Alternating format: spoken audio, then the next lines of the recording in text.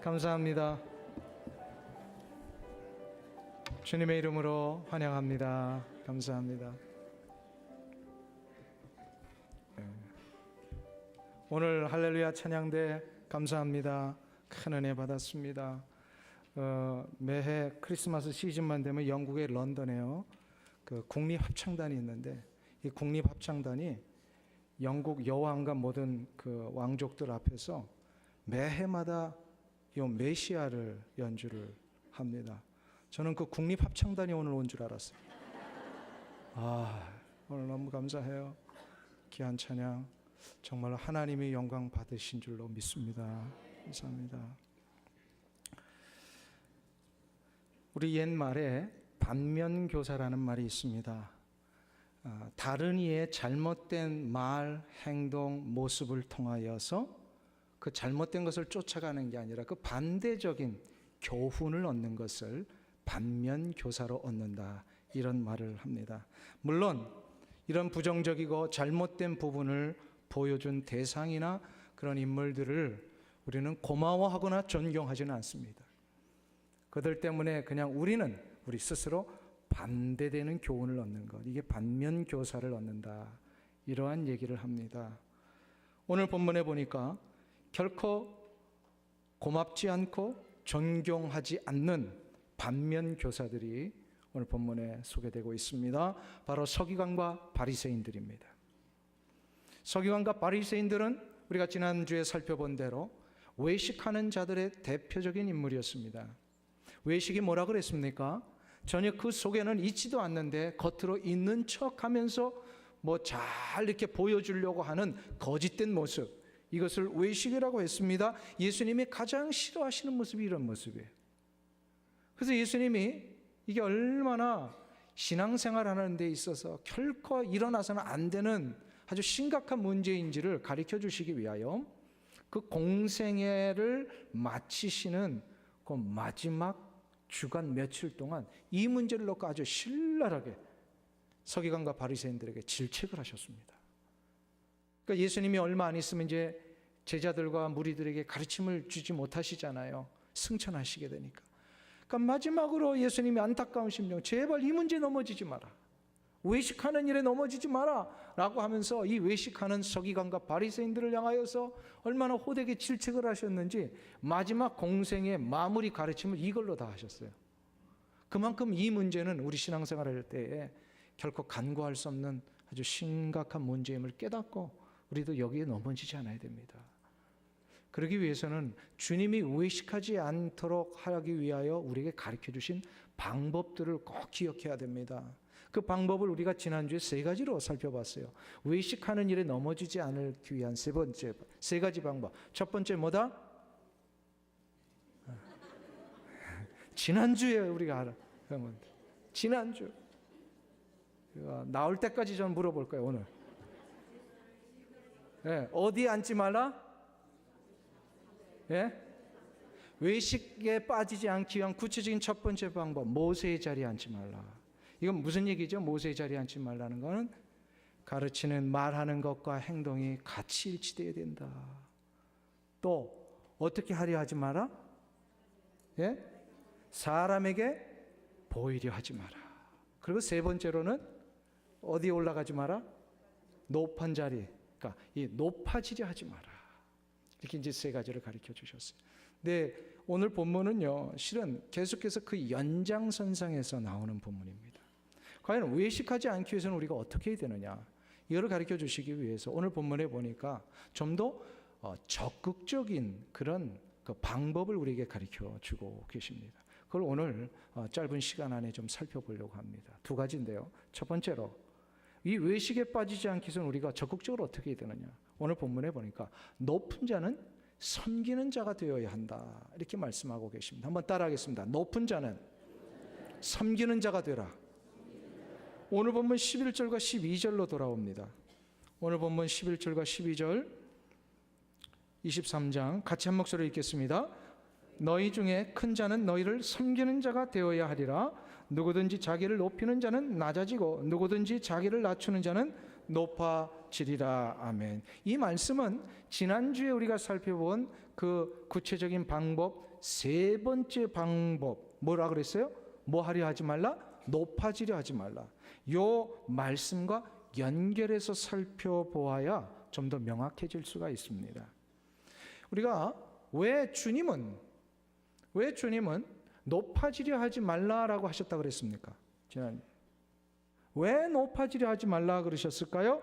높은 자리 자체가 문제가 아니라 그 높은 자리에 올라가려고 하는 인간의 의도와 목적들이 잘못되어 있기 때문에 이 위험성을 안고 가지 말라는 거예요.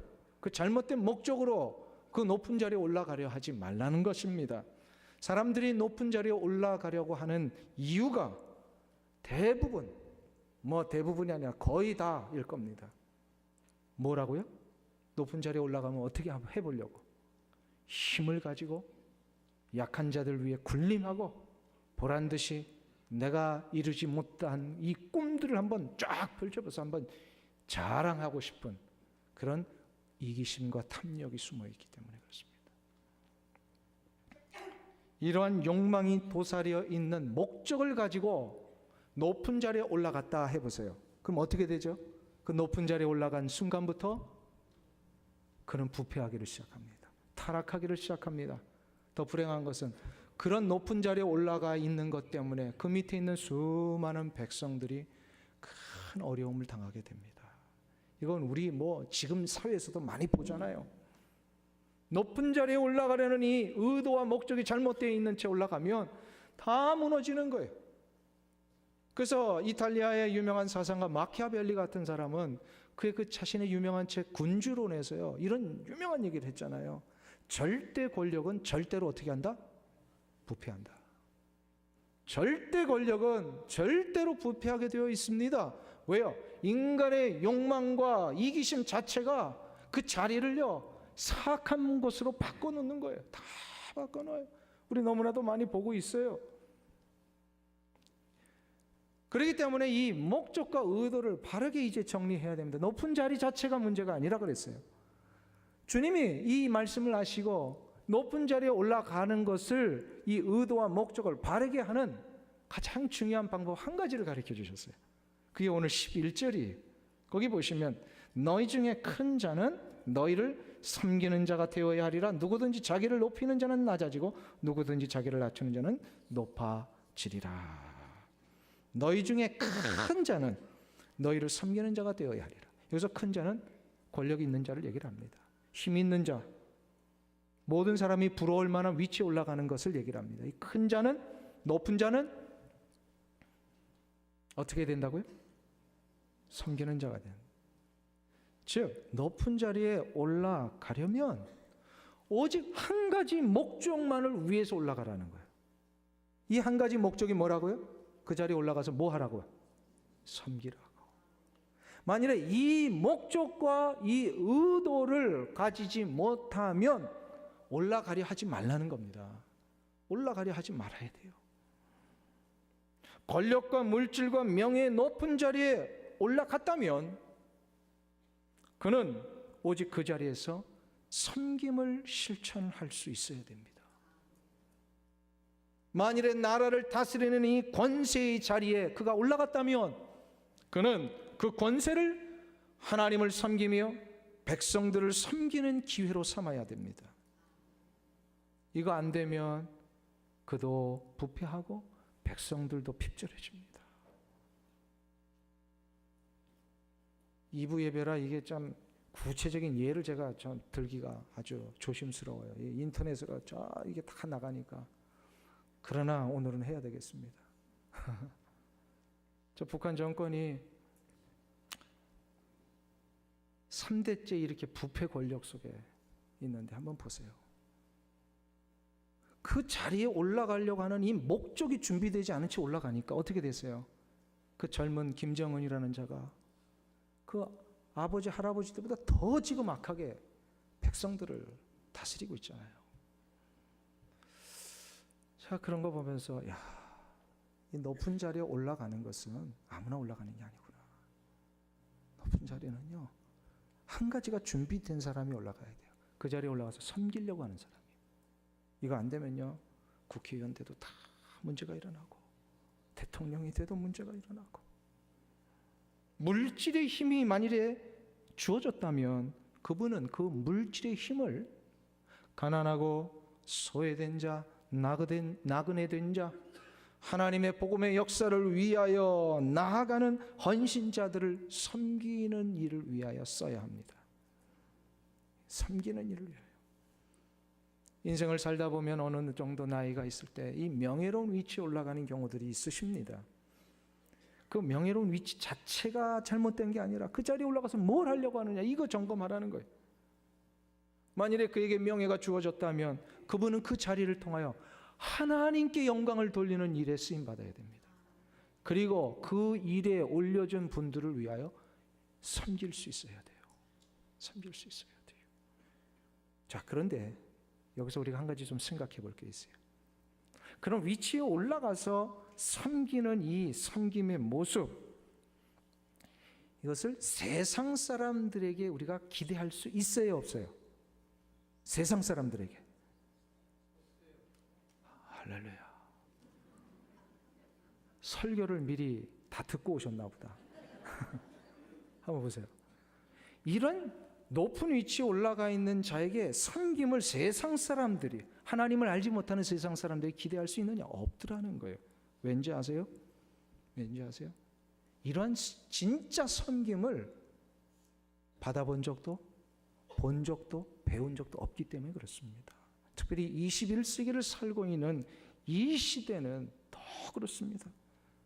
아무리 선한 대통령이, 선한 왕이 나왔다 하더라도요, 이 진짜 섬김이 무엇인지를 모른 채 그 자리에 가면은 인간의 본질 속에 이 잠재되어 있는 인간의 탐욕과 이기심의 이 영향으로부터 벗어날 재간이 없습니다. 다 문제가 일어나는 거예요. 아무리 정의를 부르짖고 그 젊은 시절에 학생의 운동을 해도요, 그들이 다 이 권력의 자리에 올라가는 거 똑같은 일 하잖아요.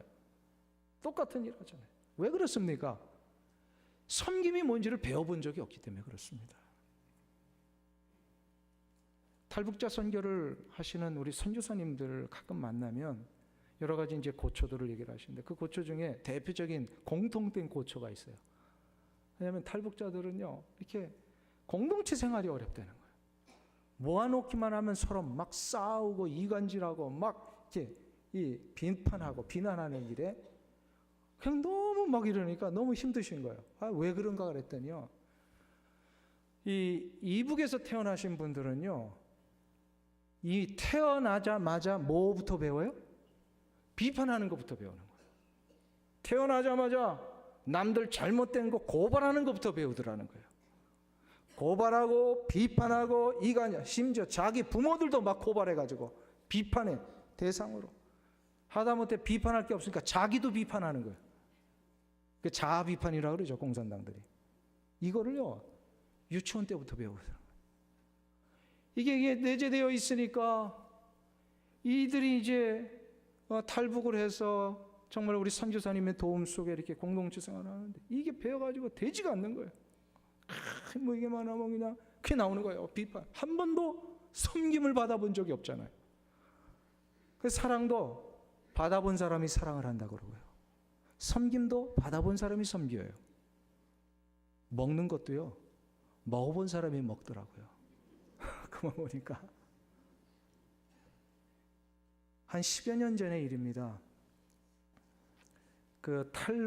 저 한경북도 무슨 이 아우지 탄광 같은 그런 곳에서 아주 짐승 이하의 취급을 받다가 자기 못 견뎌가지고 자기 아들을 데리고 탈북하신 이순옥이라고 하는 그 탈북자 성도님이 계세요.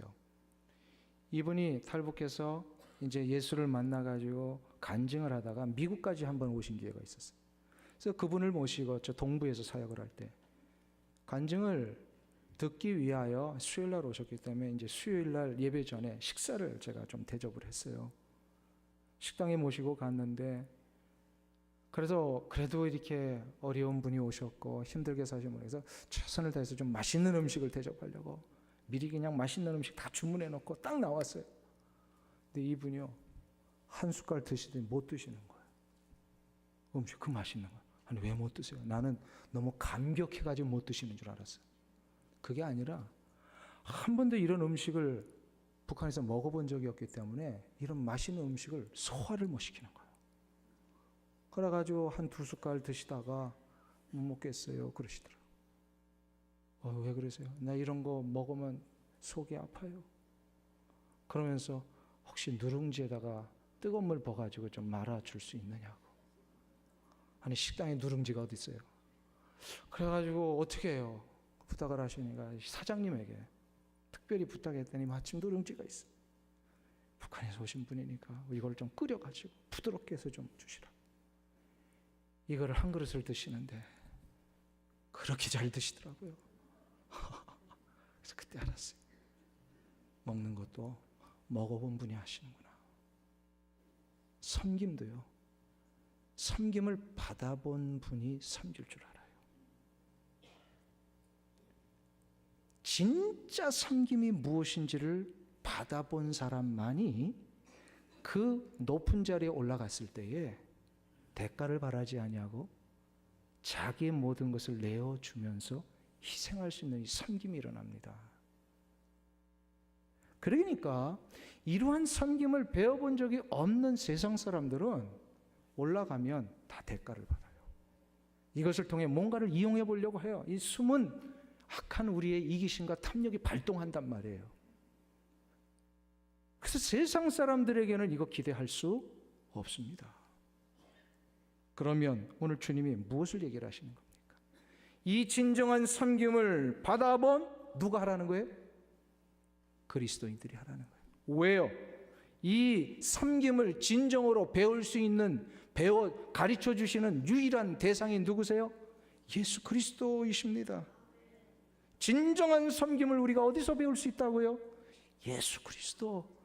이 부분에 대하여 사도 바울이 빌립보서 2장에서 우리에게 이렇게 가르쳐주고 계십니다. 빌립보서 2장 5절부터 8절을 한번 보실까요? 신약성경 빌립보서 2장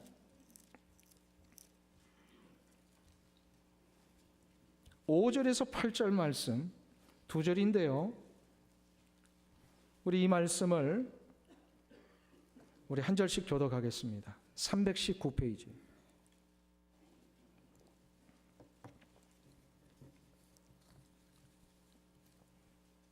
빌립보서 2장 5절에서 8절 말씀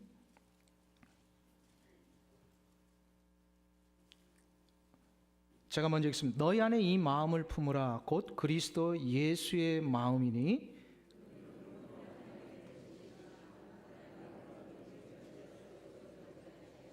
오히려 자기를 비워 종의 형체를 가져 사람들과 같이 되었고 사람의 모양으로 나타나셨음에 자기를 낮추시고 죽기까지 복종하셨으니 곧 십자가의 죽으심이라. 아멘. 예수님이 지금 누구이셨는데 지금 어떻게까지 하셨느냐, 이걸 가르쳐 주죠. 예수님 누구이셨어요?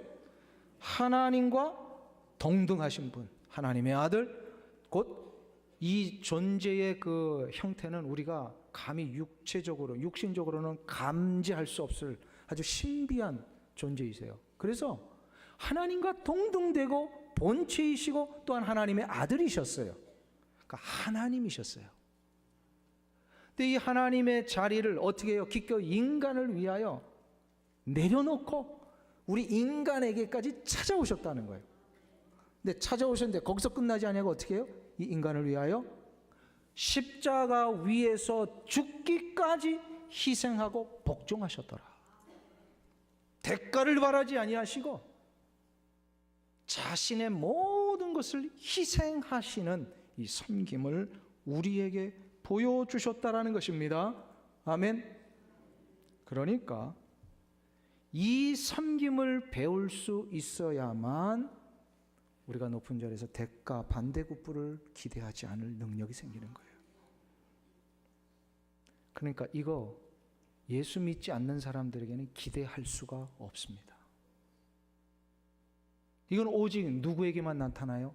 예수를 만나 예수 그리스도의 그 놀라운 구원과 섬김의 역사를 경험하고 배우고 본 그리스도인만이 할 수 있는 거예요.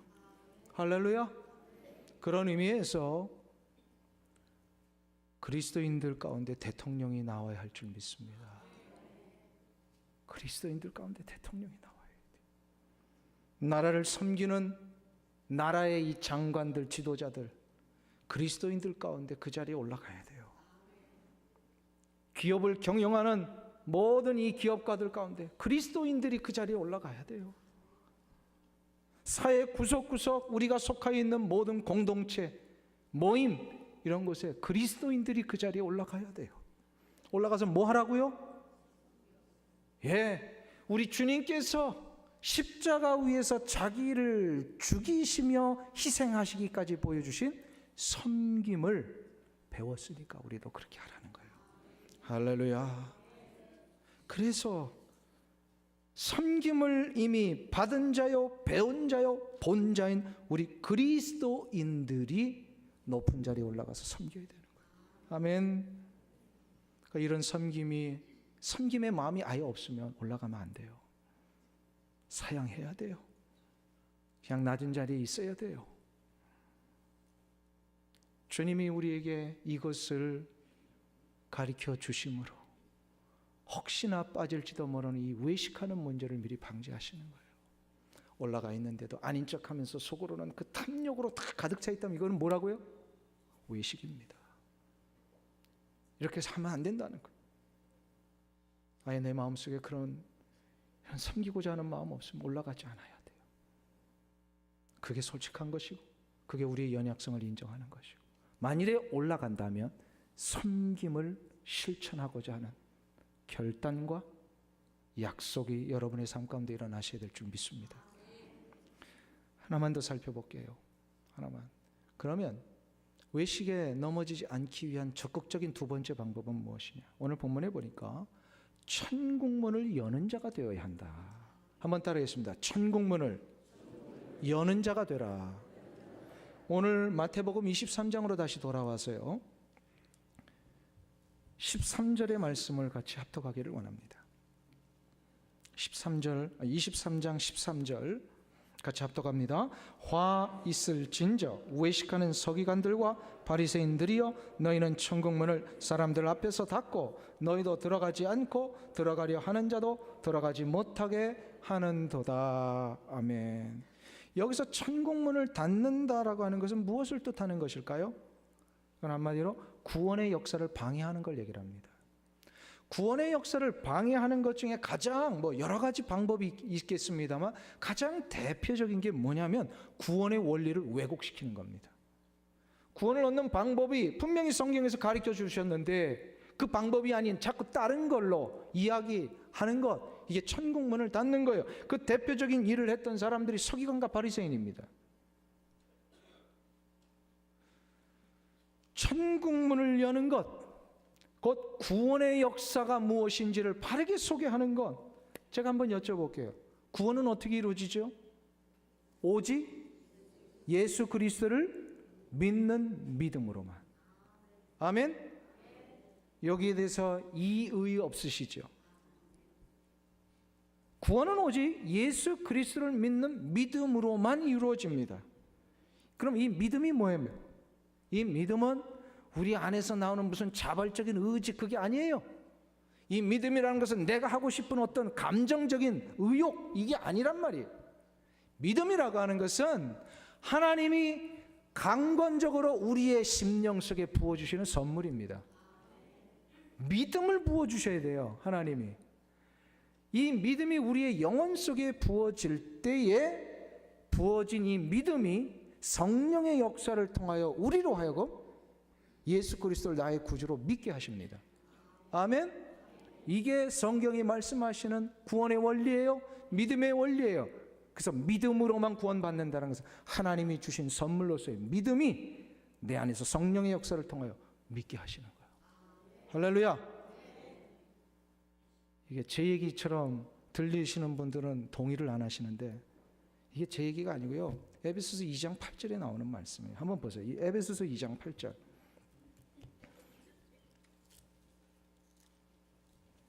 에베소서 2장 8절. 311페이지 신약성경에 있습니다.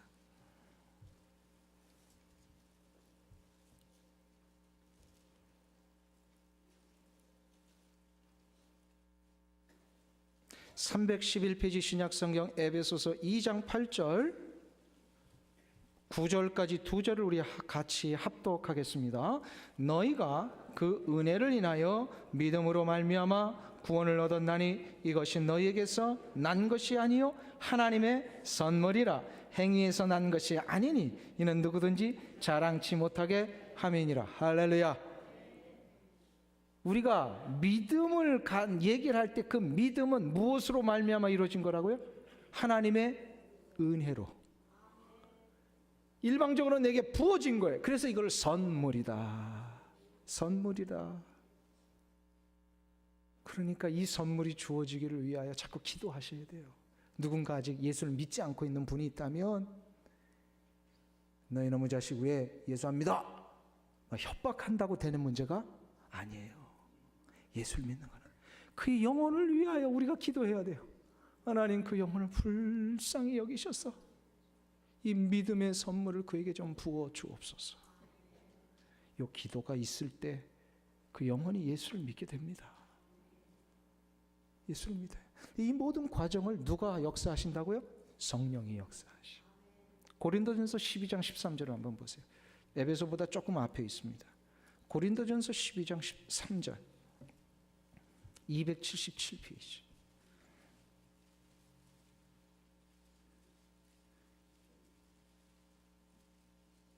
고린도전서 12장 3절 277페이지. 우리 다 같이 3절을 합독하겠습니다. 그러므로 내가 너희에게 알게 하노니 하나님의 영으로는 말하는 자는 누구든지 예수를 저주할 자라 하지 않고 또 성령으로 아니하고는 누구든지 예수를 주시라 할 수 없느니라. 할렐루야. 보세요. 예수님이 나의 구주이십니다를 고백하는 자는 반드시 그 안에서 누가 역사하신 거라고요? 성령이 역사하신 거예요. 성령이 아니고서는 예수를 주로 시인할 수 없다고 그러셨어요. 아멘. 그러니까 다시 한번 정리하면 구원은 오직 예수 그리스도를 믿는 믿음으로만 이루어집니다.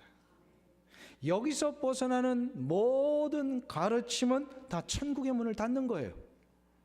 이런 일을 했던 자들이 바로 서기관과 바리새인이라고 그랬어요. 왜요? 서기관과 바리새인은 뭘 가르쳤어요? 율법을 행함으로 지키면 구원받는다고 가르쳤어요. 이 얼마나 어리석은 가르침이요 거짓말입니까? 아니에요. 구약에서도 보면은요 구원의 문제를 율법을 행하고 지키면 구원받는다고 가르치신 적이 한 번도 없습니다. 구약에 보면 구약은 어떻게 죄 용서함을 받았어요? 죄가 없어야 하나님 앞에 나가잖아요. 제사예요. 근데 이 제사의 원리가 뭐예요? 내가 죽어야 되는데 내가 죽지 않고 대신 누구를 죽이게 하셨어요? 제사 때? 양, 제물을 죽이게 하고 피를 흘리게 하셨어요. 그래서 이거를 뭐냐면 대신 속한다, 대속이다. 대신 죽이는 거예요. 하나님이 이거를 은혜로 만드셨어요. 대신 죽게 하고. 근데 이거는 구약에서는요 매번 반복하게 하셨어요. 죄를 질 때마다 양을 가지고 와가지고요 어린 양의 피를 흘리게 함으로 그 피 때문에 하나님이 그 죄 지은 사람 죽이셔야 되는데 죽이지 않고 이 어린 양 죽은 것으로 대신하셨어요. 이거를 대속이라고 그래요. 살리신 거예요. 근데 요거는 불완전했어요. 매번 반복됐어요. 그래서 하나님이 이거를 매번 반복하지 아니고 완전히 모든 인류에게 단 한 번으로 이 문제를 해결하실 수 있는 방법을 마련하셨어요. 그게 바로 뭐예요? 예수 그리스도를 십자가 위에서 어린 양의 제물로 죽이신 겁니다. 그러니까 예수 그리스도가 십자가 위에서 어린 양의 제물처럼 피 흘려 죽으심으로 그 예수님이 죽으심에 나의 죄를 대속하시기 위한 것임을 고백하고 받아들이는 자마다 죄 용서함을 얻습니다. 그리고 그것 때문에 그가 구원함을 받는 거예요. 아멘. 그러니까 이 예수 그리스도의 십자가의 은혜를 경험한 자만이 천국에 들어갈 수 있는 거예요. 예수 외에는 방법이 없습니다. 할렐루야. 이 방법 외에 다른 거 가르치면 뭐라고요? 오늘 설교를 미리 듣고 오신 분들이 이렇게 많아요. 이단이에요. 거짓말하는 자들이에요. 행위 구원을 가르치는 자들이에요. 대표적인 게 바리새인과 서기관들이 그렇게 가르쳤다는 거예요. 근데 역사적으로 보니까 이런 일을 가르치는 부류들이 있었어요. 중세 때 로마 캐톨릭이 이렇게 가르쳤어요. 지금도 그런 잔재가 남아있어요. 캐톨릭에서 오신 분들 죄송합니다. 근데 정확하게 가르쳐 드려야 돼요. 캐톨릭이 뭔지를 아셔야 돼요. 행위 구원을 가르칩니다. 행위를 통하여 구원받을 수 있다라고 얘기를 합니다. 아니에요. 그거 잘못된 거예요. 중세 캐톨릭도 그랬고요. 아까 말씀하신 이단자들이 그런 거 가르쳐요. 이단자들이. 근데 이보다 더 아주 심각한 부류가 있습니다. 이 시대에 이걸 가리키는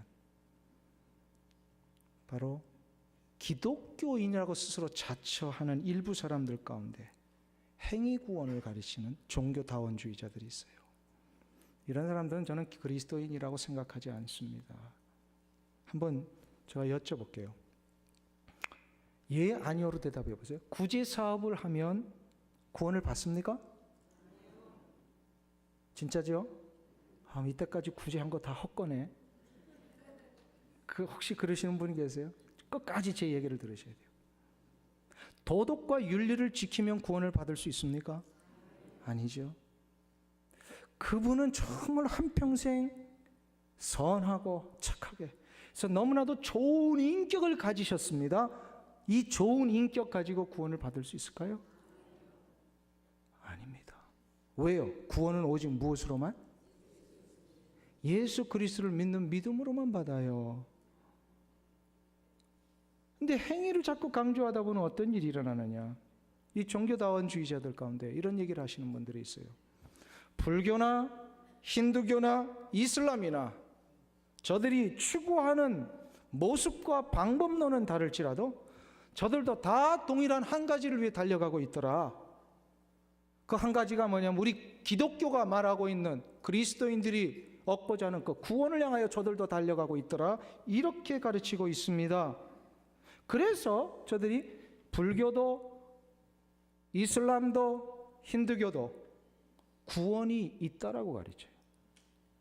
왜 이런 주장이 나온지 아세요? 왜 그랬느냐 이 말이에요. 선한 행위로 구원을 얻을 수 있다라고 생각했기 때문에 그래요. 불교도들도 선한 일 해요, 안 해요? 불교도들 합니다. 힌두교도들 한번 보세요. 굉장히 저분들 절제하며 금욕적으로 살아요. 선한 일 해요. 이슬람 우리가 과격한 이슬람 사람들만 봐서 그렇죠. 진짜 이슬람 사람들 착한 사람들 많아요. 선하게 사는 사람들이 있어요. 저들이 왜 그러냐? 그 선한 행동을 통하여 구원에 이룰 수 있다라고 생각합니다. 그런데 선한 행동으로 구원을 받을 수 있느냐 이 말이에요. 아닙니다. 아니에요. 진리는 오직 하나일 때만 진리입니다. 그렇죠? 하나일 때 진리니까 그 진리에 이르는 길도 오직 하나뿐입니다. 진리가 하나이니까 그 진리에 이르는 길도 하나예요. 그 진리에 이르는 오직 유일한 길은 무엇이죠? 예수 그리스도뿐이십니다. 주님이 말씀하셨어요. 내가 곧 길이요 진리요 생명이니 나로 말미암지 않고는 아버지께로 올 자가 없느니라. 할렐루야. 나로 말미암지 않고는 아버지께로 구원받을 자가 없다라는 얘기입니다. 천국에 들어갈 수 있는 길은 예수 그리스도 외에는 없다는 거예요. 예수님이 가르쳐 주셨어요. 사랑하는 성도님 여러분, 예수님만이 우리의 구원자이심을 믿고 붙들며 이거를 세상의 사람들 앞에 선언할 수 있는 자, 이런 자가 천국의 문을 여는 자인 줄 믿습니다. 이거를 확실하게 붙들고 가야 돼요. 타협의 여지 없어요. 타협의 여지 없어요. 이거 없으면 돌아가시는 그 순간에 이 흔들려가지고 본인이 천국 갈지 안 갈지 이거 자꾸 모르는 거예요. 죄송합니다만 제가 그 장례 예배를 이 나이가 아직도 젊은데 꽤 많이 해봤더라고요. 장례 예배를. 임종도 여러 번을 지켜봤어요. 평생 70년 목회하시면서도요, 장례 한 두세 번밖에 못 하신 목사님들도 계시더라고요. 근데 저는 무슨 이유인지 이렇게 장례를 많이 하게 하셨는지. 근데 한 가지 결론이 내려졌어요. 이 예수 그리스도를 믿는 믿음으로만 구원하는데 이거 확신 가운데 믿음 생활하지 않은 분들은요, 돌아가시는 시점에 선하게 행동했는데 불안하신 거예요. 돌아가시는 그 시점에 불안해 하시더라고요. 혹시 내가 천국 못 가면 어떡하지? 왜 그럴까요?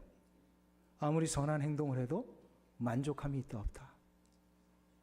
완전한 선행은 없기 때문에 그래요. 이것으로 되지 않아요.